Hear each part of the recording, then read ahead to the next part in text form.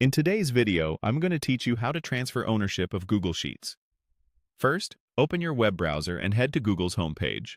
Make sure you're signed in with the account that currently owns the spreadsheet.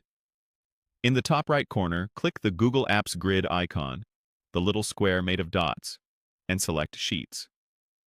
If you don't see it at first glance, scroll through the app list or open Drive and launch your file from there. Once Sheets is open, navigate to the specific spreadsheet you want to transfer. It's important that you are the current owner.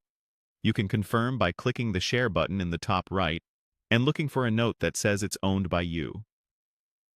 If it's in a shared drive, be aware that shared drives own files collectively, so the transfer ownership option won't appear for those. With your spreadsheet open, click the Share button at the top right. In the field that says Add People and Groups, type the email address of the person you want to make the new owner. They'll need a Google account, and if you're using a work or school account, your administrator may limit transfers outside your organization. If you see a restriction notice, you'll need to choose someone allowed by your admin policies. After entering the email, click Send. This grants them access to the file, typically as an editor. You'll see a confirmation that sharing was updated, and your new collaborator will receive an email invitation. Next, click the Share button again to reopen the sharing settings. Find the person you just added in the list of collaborators. To the right of their name, open the Permissions drop-down.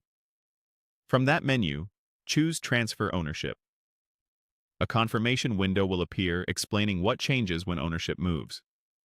To finish, click Send Invitation. This does two things. It sends the recipient an email asking them to accept ownership, and it marks them as the pending owner in the sharing panel. Until they accept, you remain the owner. Once they accept, they become the owner, and you'll typically become an editor. Keep in mind that owners have special controls, like permanently deleting the file, changing who can share it, and managing access. So after the transfer, you may lose some of those abilities. If you want a personal backup with full control, consider making a copy of the spreadsheet before transferring. If you don't see the transfer ownership option, it usually means you're not the current owner.